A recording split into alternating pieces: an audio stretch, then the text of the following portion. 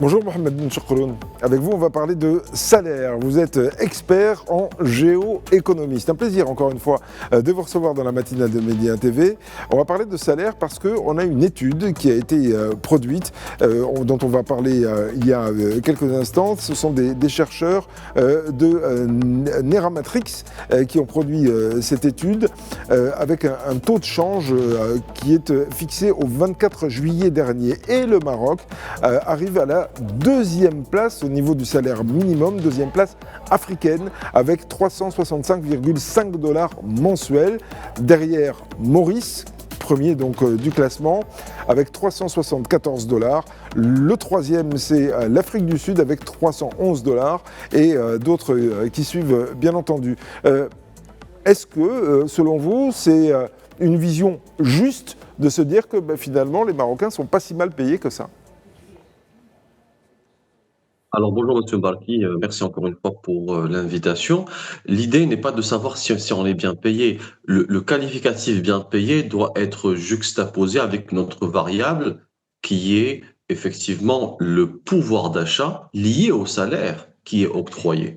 Alors malheureusement au Maroc, ces dernières années, nous avons constaté une inflation grandissante, une inflation spectaculaire sur le panier moyen, sur l'ensemble des produits de première nécessité, du logement à la viande rouge, aux fruits et légumes, au transport et à l'énergie. Maintenant, les facteurs sont tant exogènes qu'endogènes, sont liés aux tensions géopolitiques, sont liés aussi à la défaillance de quelques politiques économiques qui ont été mises en place. Mais le fait de dire si on est bien payé, cela est un terme que je trouve pas assez juste parce que, encore une fois, il doit être corrélé, il doit être juxtaposé avec le coût de la vie du Maroc. Et on a constaté que le coût de la vie du Maroc a nettement augmenté, ce qui effectivement crée une frustration chez une partie de la population marocaine.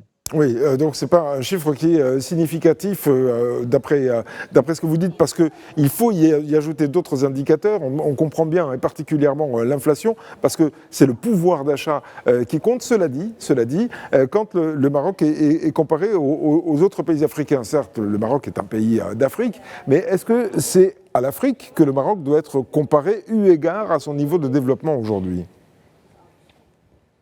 Alors, lorsqu'on évalue un petit peu le coût de la vie du Maroc, nous avons effectivement des prix. Quand, par exemple, en parlant du volaille de la viande rouge qui a atteint 140 dirhams le kilo, vous savez que nous sommes plus chers que certains pays européens dont le prix est aux alentours de 12 euros, ou bien de 11 euros le kilo. Donc, malheureusement, tant bien que, effectivement, il y a eu une création d'emplois, beaucoup d'investissements étrangers se sont implantés au Maroc pour, effectivement, pour son attractivité. Mais malheureusement, le fait qu'il y a eu une inflation grandissante ces dernières années, cela a rendu les salaires tout à fait, les salaires ne permettent pas, effectivement, d'assouvir à une vie, on va dire, décente pour le salaire minimum, surtout pour les grandes villes. Et puis aussi, malheureusement, comme il y a une non-répartition de la création d'emplois sur l'ensemble des régions, donc les emplois qui sont créés sont généralement dans les grandes villes dont le coût de la vie est élevé. Maintenant, Monsieur Mbarki, il y a nécessité à ce qu'il y ait une revalorisation du salaire. Mais la revalorisation du salaire doit être conditionnée à des prérequisites ou à des conditions draconiennes. On ne peut augmenter le salaire que si effectivement il y a rendement, qualification, formation et productivité.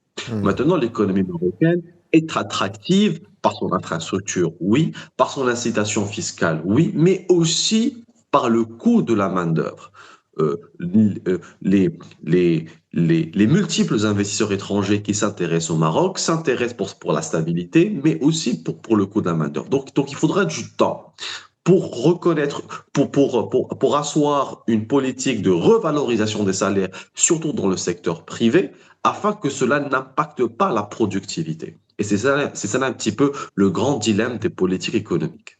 Oui. Est-ce qu'il faudrait, selon vous, indexer le salaire minimum à l'inflation et le faire, je ne sais pas moi, une fois ou 2 fois par an? Ça a été le cas au mois de janvier dernier avec la hausse du salaire minimum de 12,5%, me semble-t-il. Bon, l'inflation, heureusement, n'atteint pas de 12,5%, mais est-ce qu'il ne fallait pas le faire de manière, disons, un peu plus graduée, de façon à accompagner la hausse de l'inflation et puis continuer les hausses s'il le faut?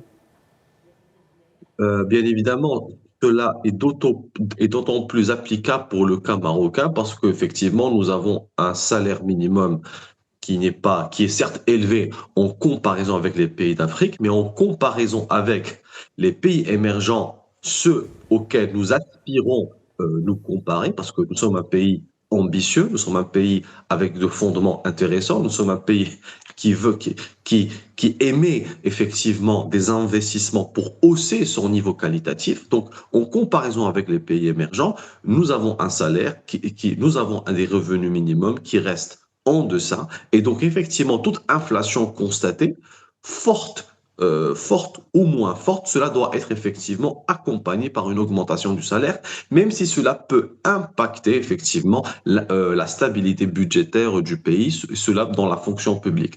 Mais la grande question, c'est par rapport mais la grande question, la grande problématique, M. Mbarki, c'est la question de la qualification et de la productivité. Tant que nous n'investissons pas assez dans la recherche et développement, dans le but d'asseoir une, une portée qualitative de notre industrie, le fait de nous distinguer par l'innovation, par les brevets, par la capacité à ce que chaque employé puisse avoir une productivité intéressante, les salaires seront toujours compressés.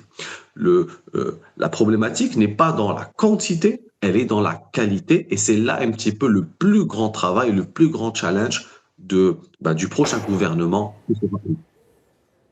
Merci beaucoup, Mohamed Ben Chokroun. On a bien compris que ces chiffres, il ne fallait pas les prendre de manière brute, mais qu'il fallait pouvoir y porter un regard analytique tel que vous venez de le faire. Je rappelle que vous êtes expert en géoéconomie. C'était un plaisir de vous avoir et de vous voir. Et on vous souhaite une excellente journée et un très bon week-end. À très bientôt, en tout cas, sur Média TV.